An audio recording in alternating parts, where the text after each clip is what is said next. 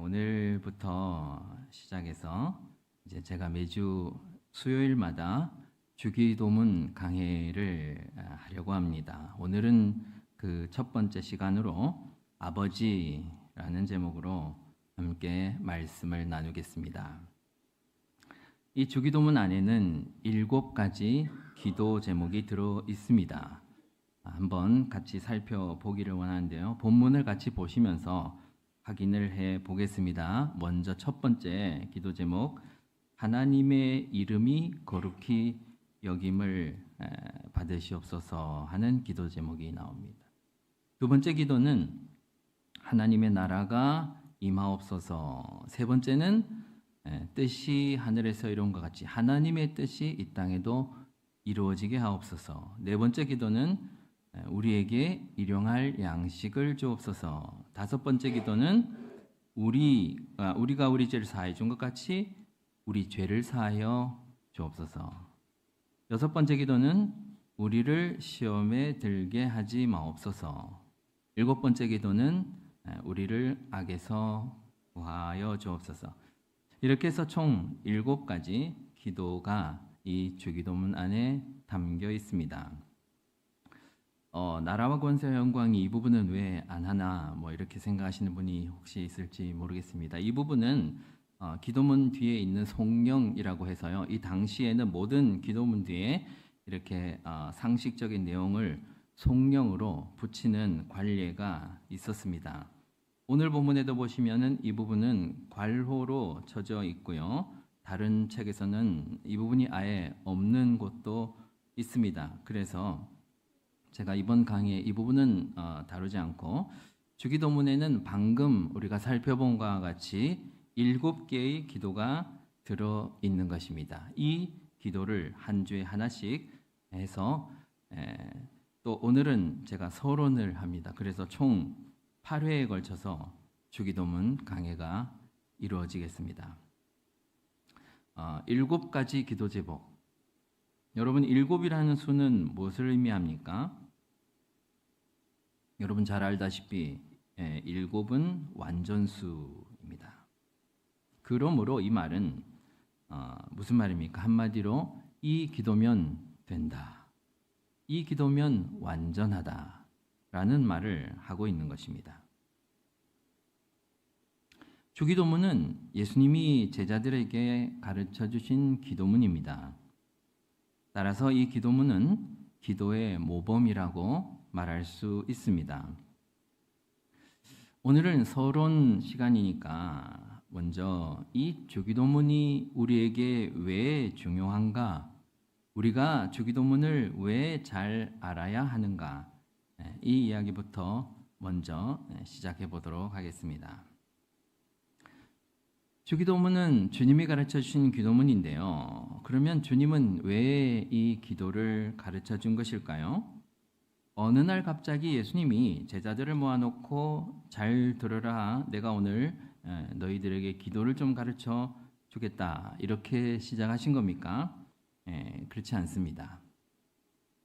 우리가 읽은 마태복음 본문에는 그 이야기가 나오지 않는데 마태복음 본문과 병행구절인 누가복음의 병행구절이라 하는 것은 똑같은 이야기를 다른 복음서에서 다루고 있는 것을 말합니다. 누가복음서에 보시면은 주변 정황에 대한 이야기가 나옵니다. 이 주기도문이 어떻게 나오게 되었는가 하는 그 배경에 대한 이야기가 나옵니다. 누가복음 11장 1절입니다. 한번 같이 찾아보도록 하겠습니다. 누가복음 11장 1절 말씀.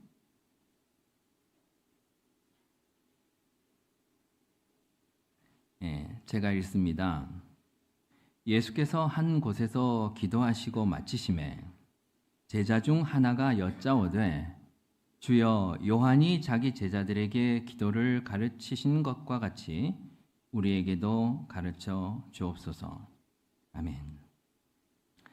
예수님이 지금 한 곳에서 기도를 하고 나오시는데 그것을 본 한 제자가 예수님께 기도를 좀 가르쳐 달라고 요청합니다.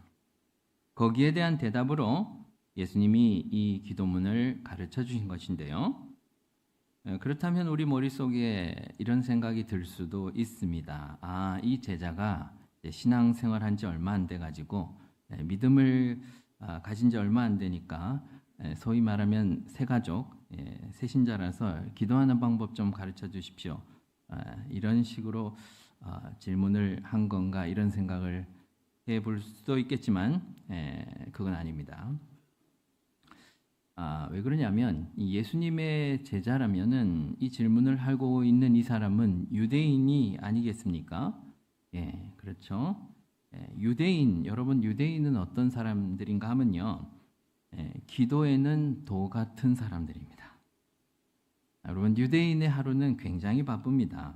기본적으로 유대인들은 하루에 3번 기도를 하죠. 제3시, 6시, 9시에 기도를 하죠. 우리 시간으로 따지면 오전 9시, 낮 12시 정오, 오후 3시 이렇게 하루 3번 기도 시간에 기도를 하는데 그냥 하지 않아요. 기도문을 가지고 합니다.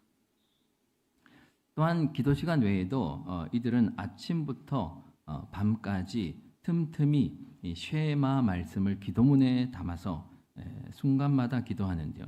집에서 나올 때 기도하고 집으로 들어갈 때 기도하고 쉐마의 말씀은 신명기 6장 4절 말씀 들으라 이스라엘 쉐마 이스라엘 이 말입니다.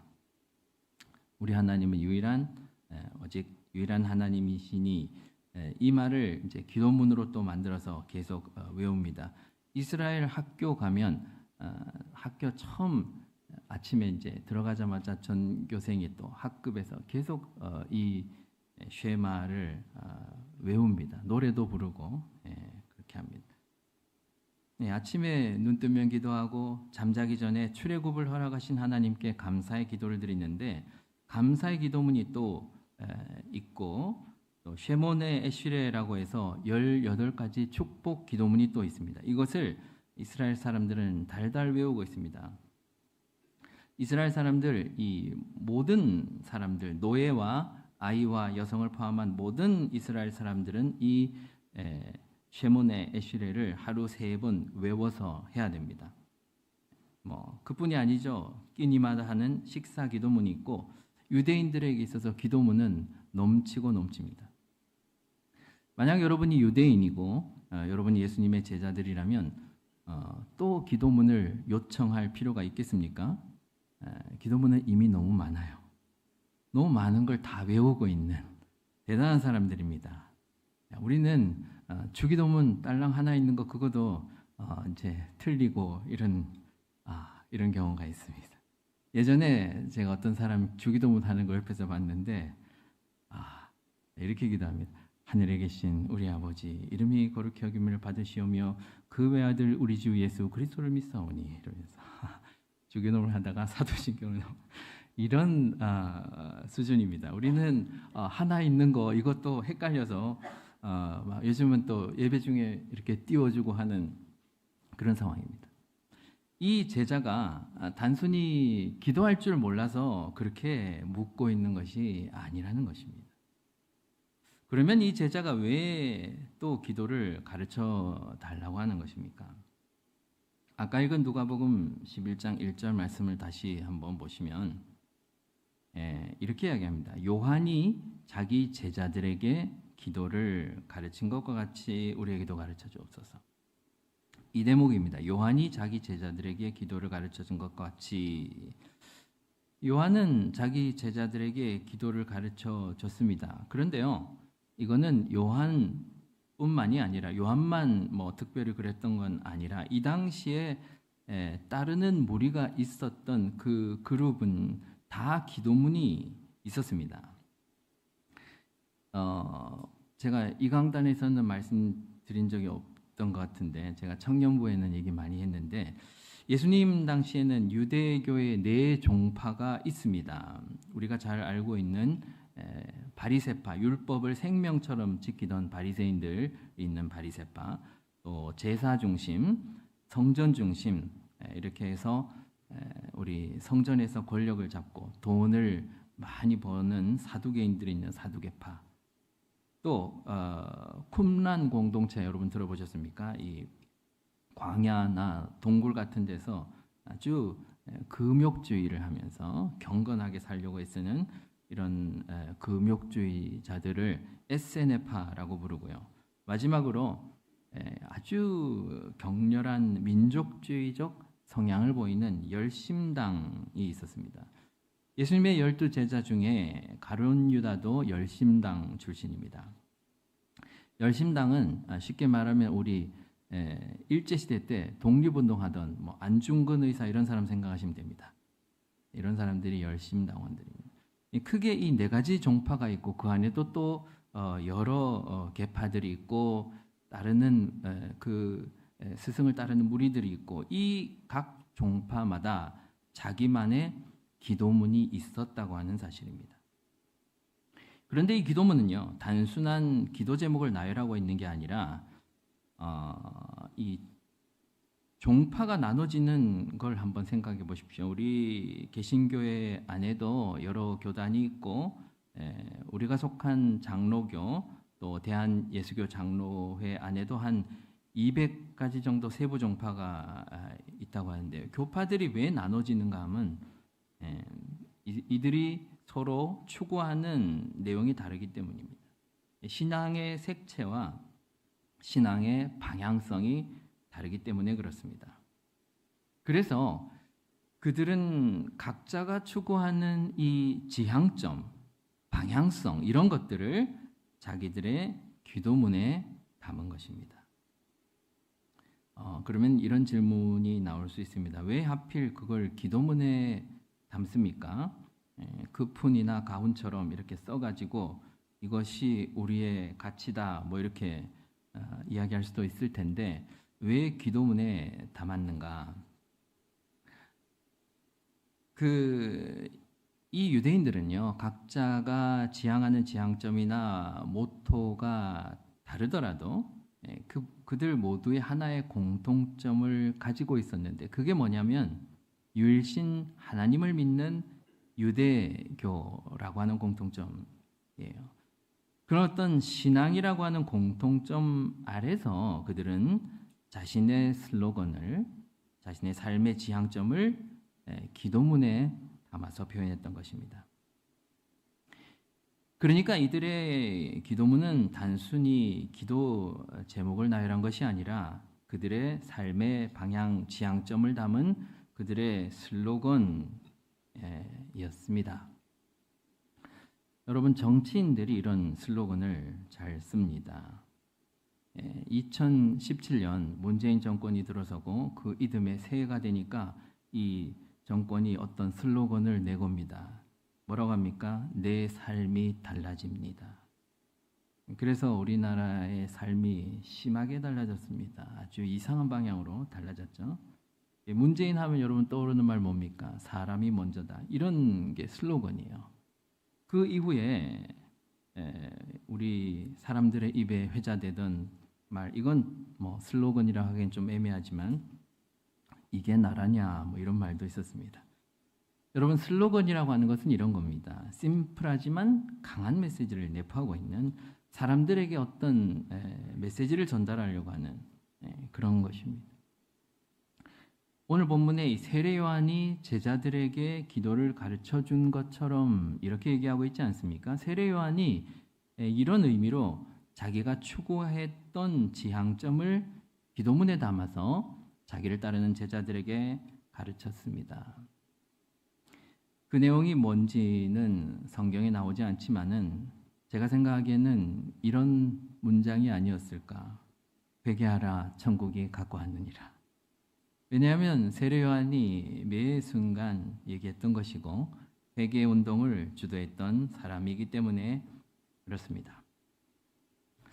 이러한 맥락 하에 한 제자가 예수님께 질문을 한 것은 스승님, 당신이 추구하는 지향점은 어디입니까?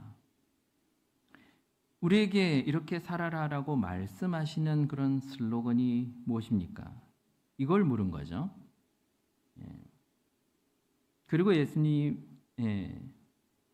예수님은 거기에 대한 대답으로 주기도문을 주신 것입니다. 그렇다면 이 예수님이 주신 기도문은 단순히 어떤 우리 삶의 기도의 내용을 나열한 것, 그런 것을 뛰어넘는 매우 중요한 내용이겠구나 라는 사실을 우리는 눈치채야 합니다. 그 중요성은 무엇이냐? 그것은 우리가, 저와 여러분이, 성도가 함께 추구해 나가야 하는 삶의 지향점, 그것이 뭔가를 가르쳐주는 우리의 슬로건입니다. 그러므로 여러분이 성도라면 이 주기도문에 대해서 모르면 안 됩니다. 김남준 목사님이 이런 말씀하셨는데요. 성도는 기도하는 만큼 살고 사는 만큼 기도한다. 기도가 성도에게 얼마나 중요한가 하는 것은 아무리 강조해도 지나침이 없습니다. 그 중에서도 주님이 가르쳐 주신 기도문은 우리 성도의 인생의 항해에 등대처럼 빛을 비춰 주기 때문에 성도는 이 주기도문을 아는 만큼 걸어갈 수 있다. 저는 이렇게 생각합니다. 그런데 문제는 뭐냐면 우리 성도들이 주기도문을 잘 모른다고 하는 데 있습니다. 제가 주기도문을 모른다고 말씀드리는 것은 성도들이 주기도문을 잘 외우냐 못 외우냐 하는 이런 차원의 문제가 아니라 외우기는 잘 외우는데 토시 하나 안 틀리고 잘 외우는데 이 주기도문이 과연 무엇을 말하는지 무엇을 의미하는지를 모른 채 그저 중얼중얼 외우기만 한다는 사실에 있는 것입니다. 종교개혁을 주도했던 마르틴 루터는 이 주기도문에 대해 이런 말을 한 적이 있었습니다. 주기도문은 역사상 가장 끔찍한 순교자다. 무서운 말입니다. 루터 당시에도 사람들이 그랬나 봅니다. 지금도 이것은 마찬가지입니다. 이 말은 주기도문을 오용하고 있는 교회의 현실에 경종을 울리는 말이라고 생각합니다. 이 부분을 제가 좀 더 상세히 읽어드리면 이 마르틴 루터가 쓴 책입니다. 진정한 기도에 이르는 쉬운 길이라는 제목으로 번역된 그 책 안에 이 문장이 나옵니다. 주기도문이야말로 지상에서 가장 끔찍한 순교자이다. 주기도문은 온몸으로 고문을 당해왔고 오용되어 왔으며 오직 소수의 신자들만이 그것을 올바로 사용하여 기쁨과 위로를 누렸다. 마르틴 루터는 성도들이 이 주기도문을 의미도 모른 채 그냥 주문을 외우듯이 중얼중얼 외우는 것을 가리켜 주기도문이 온몸을 두들겨 맞고 고문을 당하고 있는 것이다. 이렇게 표현을 했습니다. 주문이라고 하는 것은 전혀 기도가 아니죠. 여러분 예전에 남묘, 호랭교 이런 거 들어보셨죠? 일본의 불교 종파 중에 불교 입장에서 보면 사이비 종파예요. 이들은 성도 수가 150만에 달하는 거대한 종교인데 벽을 보면서 이렇게 주문을 외웁니다. 남묘 호랭개교, 남묘 호랭개교 이렇게 주문을 외우면 소원이 이루어진다고 믿습니다. 그런데요, 이 남묘 호랭개교라는 말의 뜻은 법화경으로 귀하겠습니다라는 말이에요. 법화경으로 귀하겠습니다라는 한자어를 일본식 발음으로 해서 남묘 호랭개교가 되는 거예요. 그러면 불교로 가면 되지 않아요? 법화경은 불교의 경전인데 그러면 불교로 가면 되지 왜 이런 이상한 불교가 사입이라고 지탄을 하고 있는 그런 이상한 걸 하고 있는지 모르겠어요. 또는 옴 진리교 이런 아주 이상한 아주 일본에서도 끔찍한 테러를 저질렀던 그런 사이비 종파. 얘네들은 그냥 옴 이러고 계속 이게 무슨 최초의 진원의 소리다 막 이러면서 수행을 하는 거예요. 제가 말씀드리는 것은 뭔가 하면 이런 정도로 우리가 주기도문을 생각하면 곤란하다. 물론 뭐 그런 분은 안 계시겠습니다만은 생각 없이 중얼중얼하면 결국 그거는 기도가 아니고 주문이란 거예요.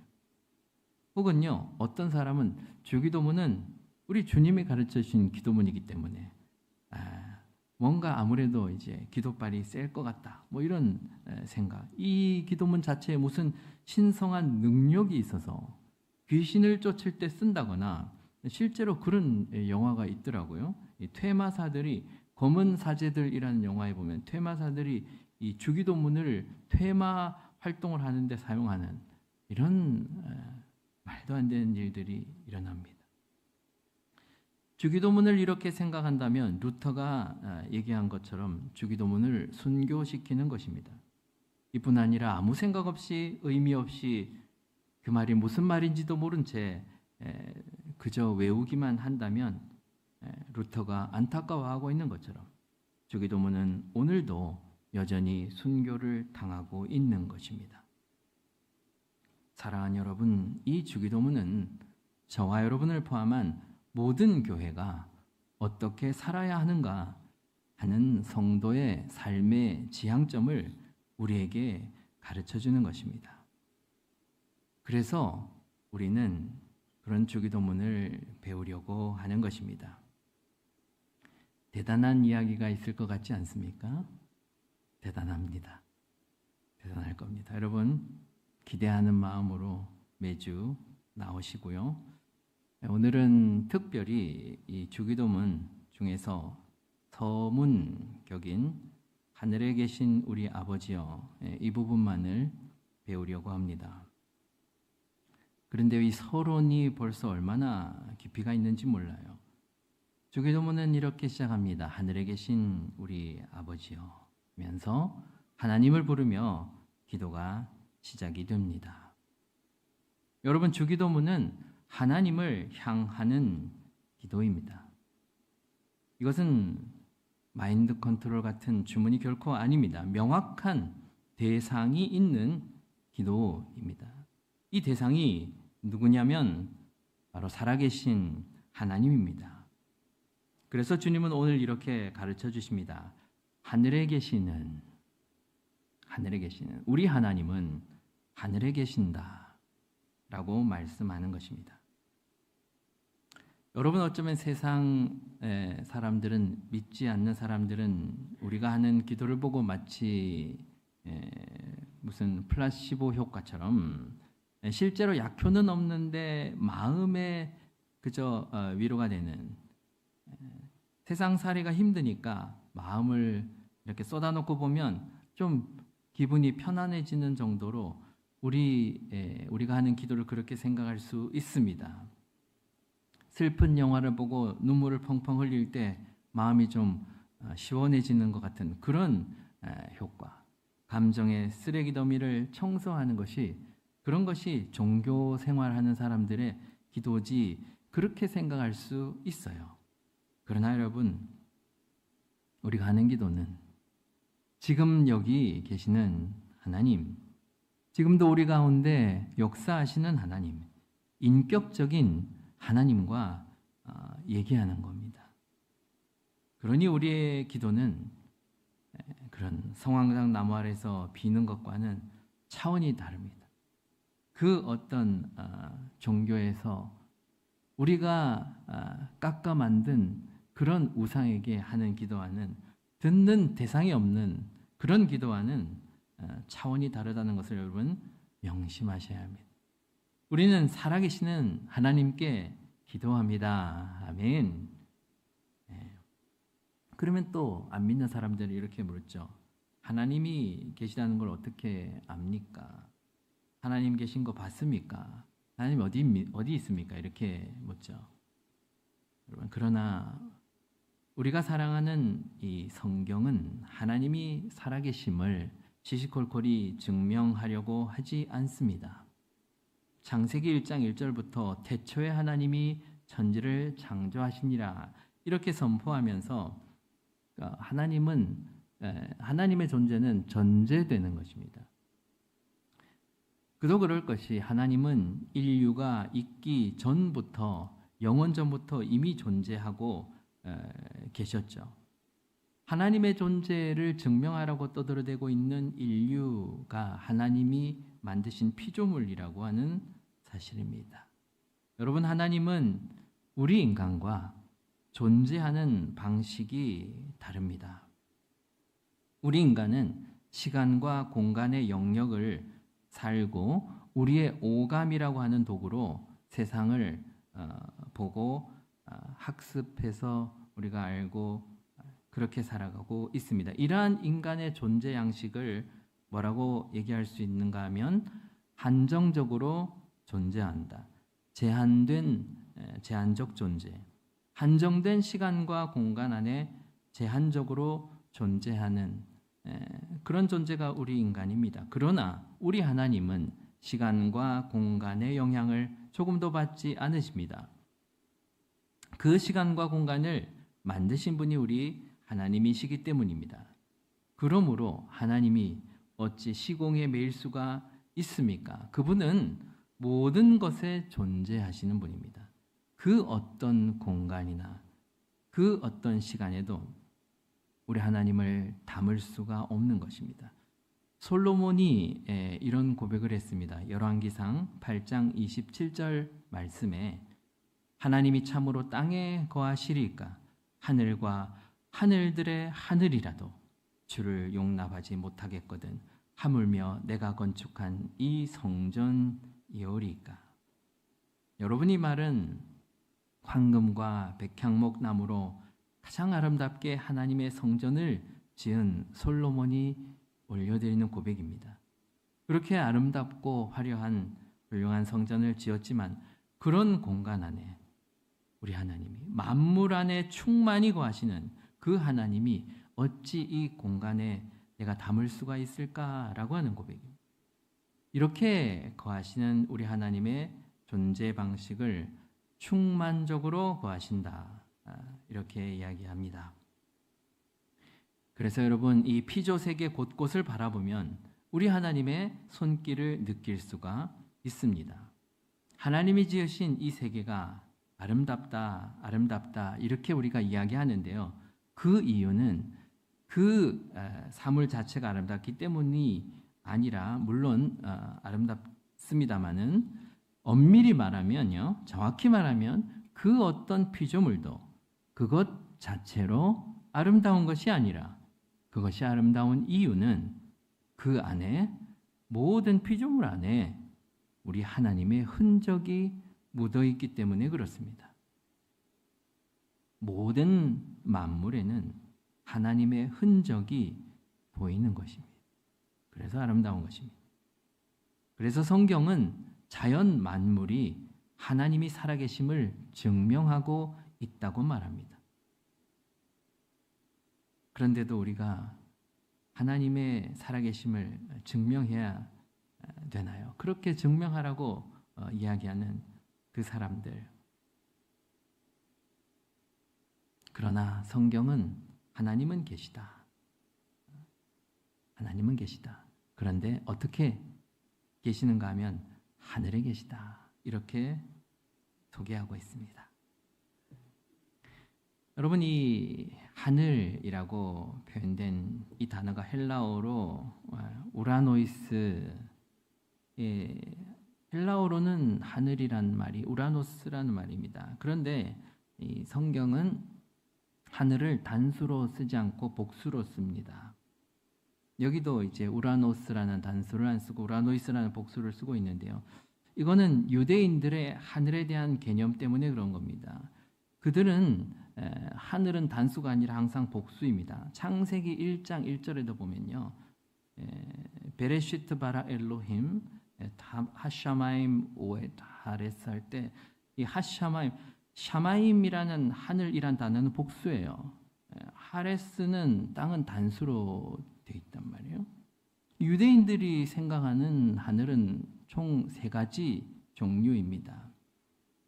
첫 번째 종류의 하늘은 우리가 바라보는 저 파란 창공 하늘, 가장 상식적인 하늘입니다. 두 번째 종류의 하늘은 이 세상 주관자 사단이 지배하고 있는 그 세상을 가리켜 또 하늘이라고 부릅니다.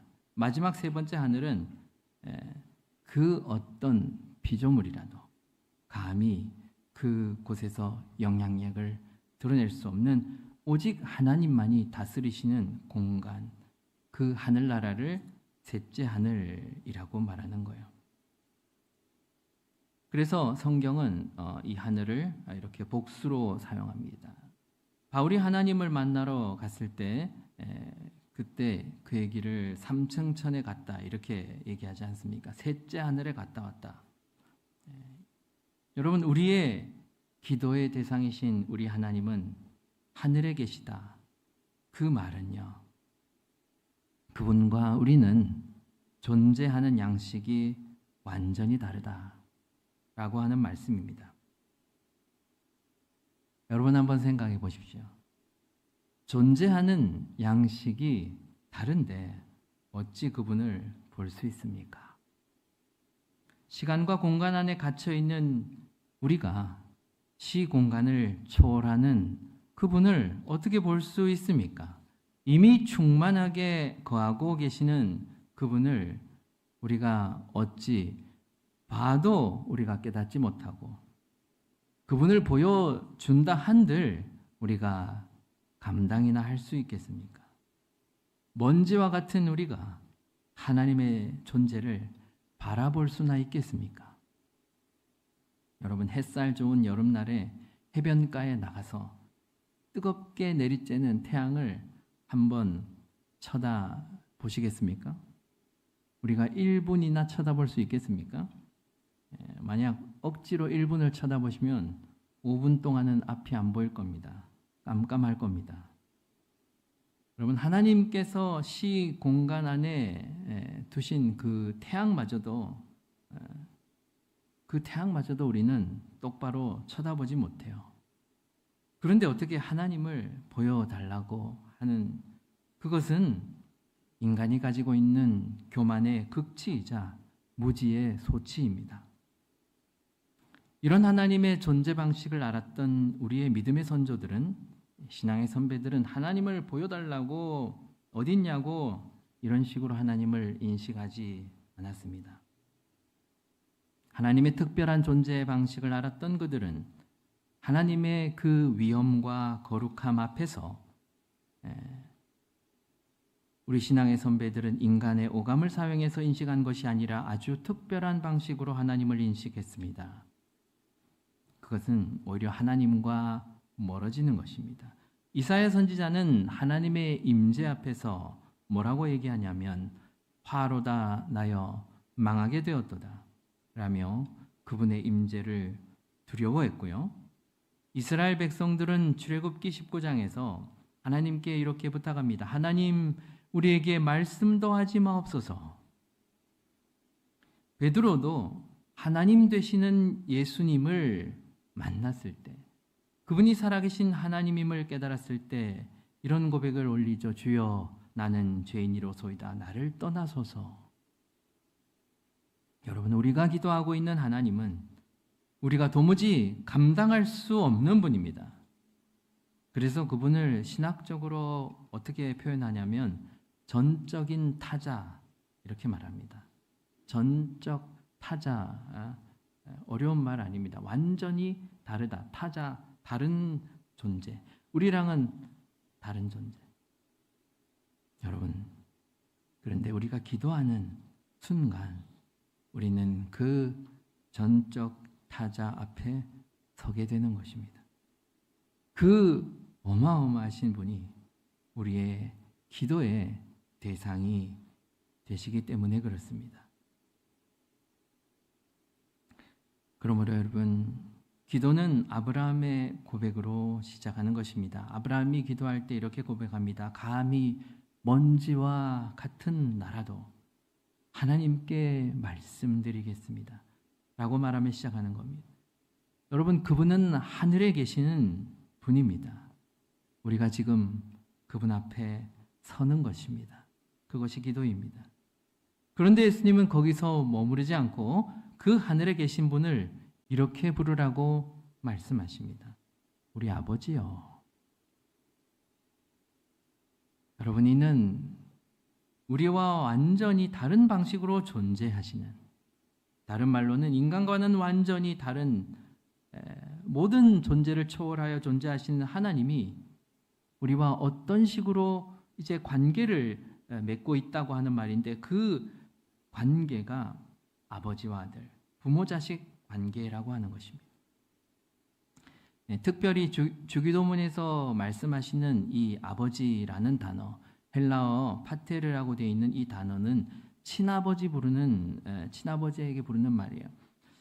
신학계의 거장인 요아킴 예레미야스가 이런 말을 했습니다. 이 파테르라는 단어가 예수님 시대 이전에는 단 한 번도 하나님께 쓰인 적이 없다, 이런 말을 합니다. 그러면 성경을 좀 읽어보신 분들은 아마 이런 이의 제기를 할지도 몰라요. 제가 구약 성경 읽어봤는데 구약 성경에 분명히 하나님을 아버지라고 말씀하시는 대목이 많이 있었어요. 이렇게 얘기하고 있습니다. 그렇습니다. 구약 성경에도 유대인들이 하나님을 아버지라고 부르는 장면들이 나오죠. 심지어는 때로는 어머니 하나님, 이런 어머니에 빗대는 기록도 있어요. 그걸 갖고 지금 이단 교회에서, 하나님의 교회에서 어머니 하나님 자꾸 뭐 이런 이야기를 하는 거예요. 그러나 여러분, 구약에 나오는 그런 단어는 지금 이 헬라어 파테르라는 단어와는 용례가 완전히 다릅니다. 존 머레이라고 하는 학자가 이것을 명확하게 구분 지어줬는데, 구약에서 하나님을 아버지라고 표현한 이 단어는 일반적인 우리가 아버지 어머니라고 표현하는 그 단어의 의미와 다르다. 그것은 창조적 아버지를 일컫는 용례다, 이렇게 얘기합니다. 우리를 창조하셨으니까, 우리 하나님이 세상을 창조하셨으니까 이 창조주와 피조물의 입장에서 창조의 아버지, 이렇게 말하는 겁니다. 여러분, 예를 들어 이런 겁니다. 교향곡의 아버지 하이든, 의학의 아버지 누굽니까? 히포크라테스, 이런 겁니다. 그런 차원에서 하나님을 창조의 아버지, 이런 식으로 표현했던 겁니다. 여러분 한번 생각해 보십시오. 유대인들에게 있어서 하나님이란 지극한 경외의 대상, 두려운 대상입니다. 이들은 성경을 읽다가도 여호와 하나님의 이름이 나오면 감히 입에 담지 못하고 읽지를 못하고 아도나이, 주여, 이런 다른 단어로 바꿔서 읽고, 성경을 필사하다가도 하나님의 이름이 나오면 그들은 밖에 나가서 목욕 재개를 한 다음에 들어와서 다시 그 한 단어를 부들부들 떨면서 씁니다. 그리고 쓰다가 또 하나님의 이름이 나오면 또 목욕을 하고, 자꾸 나오면 자꾸 목욕을 합니다. 그만큼 하나님은 그들에게 경외의 대상이었기 때문에 그렇습니다. 어떻게 그런 분을 아버지, 이렇게 친아버지라고, 그러면 내가 신의 아들이 되는 거잖아요. 돌에 맞아 죽을 일입니다, 여러분. 그런데 예수님이 오셔서 그 하나님을 진짜 아빠, 파테르, 이렇게 부른 거예요. 그래서 우리가 찬양할 때 아바, 아버지, 이렇게 찬양하지 않습니까? 요아킴 예레미야스의 바벨로니아 탈무드라는 책에 보면 이 아바라는 단어가 그 당시 팔레스타인 유대 사회의 아이들 말이라는 겁니다. 우리 말도 아버지라는 단어가 있고, 아이들이 자기 아빠를 친근하게 부를 때 아빠, 이렇게 부르는 것처럼 바로 그런 단어라고 설명하고 있습니다. 히브리어로 아버지는 아브, 이렇게 되는데, 이 유아어, 아바는 유아어라는 것입니다. 그러니까 이 말은 그 자체로 전혀 거리낌이 없는, 거리감이 전혀 없는 가장 친근한 친아빠를 향한 자녀의 호칭입니다. 그거를 예수님이 하나님께 이렇게 해버린 거예요. 그래서 유대인들은 예수님을 보면서 어떻게 보면은 당연한 그런 반응, 신성 모독이다, 이렇게 돌을 든 것입니다. 사랑하는 여러분, 기뻐하십시오. 주기도문은 이렇게 신성 모독으로 시작되는 것입니다. 전적인 타자, 가장 위대하고 가장 거룩하고 전능하시고 전지하신 셋째 하늘에 계신 그분을 우리가 아빠라고 부르며 그 아빠에게 기도하게 된 것입니다. 여러분에 있어 아버지란 어떤 분입니까? 아버지는 자식을 참 사랑하시는데요. 제가 예전에 한 교수님이 쓴 에세이를 읽어본 적이 있었는데 아주 감동적이었습니다. 이 남자가 교수가 된 지 얼마 안 돼서 아내가 죽었습니다. 여러분 아시다시피 한국 사회에서 교수가 된다고 하는 게 얼마나 힘듭니까? 어려운 살림에 외국에 나가서 유학을 하고 거기서 박사학위를 받아와야 되는데 그 힘든 유학 시절 가운데 물론 본인도 열심히 공부하느라 힘들었겠지만은 자식 키우면서 먹고 살기 힘든 그 외국 생활에 그 남편의 공부를 이 아내가 다 뒷바라지 해줬던 거예요. 말 그대로 조강지처입니다. 조강, 찌개미 조자, 겨 강자, 술찌개미와 쌀겨 이런 말이죠. 옛날 우리가 정말로 못 살았을 때 그 힘든 그죠 보릿고개 그런 걸로 겨우 목숨을 연명하던 그 시절, 처절하게 가난한 시절을 함께 보낸 아내를 조강지처라고 하지 않습니까? 이 교수님의 아내가 바로 그런 아내였습니다. 그런데 이제 고생 끝에 낙이 온다고 드디어 이분이 이제 교수님이 된 거예요. 한국에 와서 교수님이 되어서 너무너무 기쁘고 행복했는데 문제는 그 행복이 길지 않았던 것입니다. 아내가 곧바로 죽어버린 것. 그 허망함, 교수님의 마음에 찾아온 허망함을 어떻게 말로 다 표현할 수가 있겠습니까? 교수님이 그렇게 이제 이야기합니다. 그날 아내의 장례가 어떻게 끝났는지도 모르고 눈물도 안 나오더래. 혼이 나간 채로 아내를 화장하고 돌아오는 길에 무엇에 홀린 것 마냥 그냥 길을 걷기 시작했다고 합니다. 막연하게 길을 걸었다고 합니다. 막연하게. 걷다가 눈물이 흐르면 눈물도 흘리고 울기도 하고 욕이 나오면 욕도 해대면서 그렇게 하염없이 어떤 목적지가 있었던 것도 아니라 그냥 길이 있어서 걷다 보니 어느덧 밤 시간이 되어 우두커니 섰는데 그 자리가 한강 다리 위였답니다. 거기서 뛰어내리려고 거기까지 간 것은 아니고 그냥 걷다 보니 자기도 모르게 거기 와 있었는데 이제 한참 걸을 땐 아무것도 눈에 보이지 않다가 한강에 이렇게 이제 드디어 서서 눈에 이런저런 풍경이 보이는데 아, 강이 있었구나. 강이 참 예뻐 보이더래요. 그래서 이 강을 보려고 몸을 돌리는 순간 이 교수님이 깜짝 놀랐습니다. 그 전까지는 앞만 보고 계속 아무 생각 없이 와서 몰랐는데 이 교수님의 시야에 한 늙은 남자가 들어왔다는 겁니다. 교수님의 아버지였습니다. 80이 넘은 이 노인네가 혼이 나가서 걸어가고 있는 이 자기 아들이 혹시라도 잘못된 선택을 할까봐, 무서운 선택을 할까봐 이 아들을 따라온 겁니다. 하루 종일. 걸음도 시원찮은 이 양반이 그 아들을 그렇게 따라다녔던 것은 아들을 너무너무 사랑했기 때문입니다. 아버지는 이런 것입니다. 요즘은 하나님을 아버지라고 하면 도통 은혜를 못 받는 사람들이 많다고 합니다. 시대의 흐름 속에 아버지라는 존재가 많이 오염이 되어버렸습니다. 아버지에 대한 트라우마도 많다고 하고 하나님이 아버지라면 나는 그런 하나님 못 믿겠어요. 이런 얘기하는 분들도 많이 있다고 합니다. 한편 오늘날의 아버지들은 참 불쌍한 존재가 되어버린 것 같습니다. 이래저래 치여서 삶에 치여서 가족들과 마주할 틈도 없고 아침 일찍 나가서 저녁에 늦게 돌아오고 이 어린 아이들은 아버지를 그저 손님으로 생각하고 월급도 다 어머니 통장으로 들어갑니다. 예전에는 아버지가 월급 봉투를 가지고 들어오시는 날은 온 가족의 행복한 저녁 시간이었습니다. 왜냐하면 그날은 아버지가 누런 종이봉투 같은 데 담긴 통닭을 한 마리 사들고 오시는 날이죠. 요즘은 월급이 다 통장으로, 그것도 어머니 통장으로 들어갑니다. 어머니가 힘이 있어진 시대가 됐습니다. 치킨도 어머니 카드로 사는 겁니다. 시대가 지나고 점점 아버지는 뒤처집니다.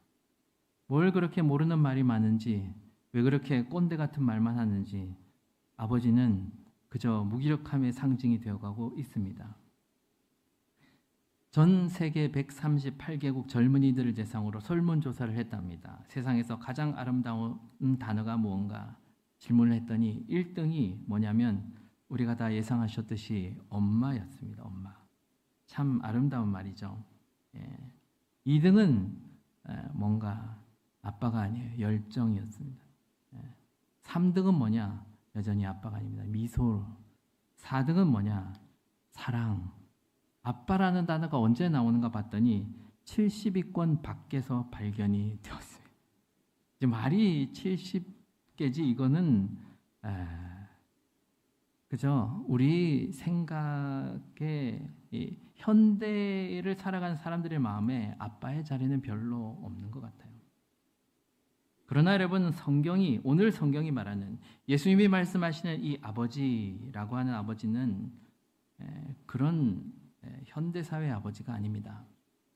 성경시대뿐만 아니라 농경사회까지만 가도, 적어도 농경사회까지만 해도 아버지는 절대로 그런 이미지가 결코 아니었습니다. 아버지는 힘과 지혜의 상징이었습니다. 가족 중에서 누가 제일 힘이 셉니까? 아버지입니다. 농사의 모든 노하우를 알고 계신 분이 아버지입니다. 아들이 인생을 살다가 모르는 게 있으면은 아버지에게 물어보면 답은 거기에 있습니다. 그래서 아버지는 가장 위대한 스승이었고 가족들의 모든 생계를 책임지는 가장 소중한 분이었습니다. 여러분, 성경의 하나님은 이런 하나님입니다. 농경사회의 아버지 같은 분입니다. 그런 하나님을 오늘 주기도문은 아버지라고 부르라는 것입니다. 그것이 주기도문의 가르침입니다. 그렇다면 여러분이 그 하나님을 아버지, 아빠라고 부르는 순간 여러분들의 기도는 이미 응답된 것입니다. 아버지라고 부르는 순간 하늘에 계신 우리 아버지는 여러분의 모든 것을 책임지실 것이 분명하기 때문에 그렇습니다. 사랑하는 여러분, 세상의 아버지는 자식을 사랑하지만 힘이 없고 능력이 부족해서 해주고 싶어도 마음껏 다 해줄 수 없는 그런 것이 얼마나 많은지 모릅니다. 그러나 우리 하나님은 모든 것을 다 가지고 계신 그 하나님이 여러분의 삶을 책임지지 않겠습니까? 누가 자식이 떡을 달라고 하는데 돌을 주겠으며 누가 자식이 생선을 달라고 하는데 뱀을 줄 사람이 어디 있느냐? 우리 하나님이 그렇게 말씀하시면서 그 아버지는 지금도 자녀들에게 가장 좋은 것을 주고 계시는 줄로 믿으시기 바랍니다. 여러분, 주기도문은 우리에게 그것을 믿는 삶을 살라고 말씀하십니다. 하나님이 너희 아버지인 것을 믿어라. 그것이 주기도문이 우리에게 가르쳐주는 첫 번째 진리의 말씀, 성도의 저와 여러분의 삶의 지향점입니다. 기도하겠습니다.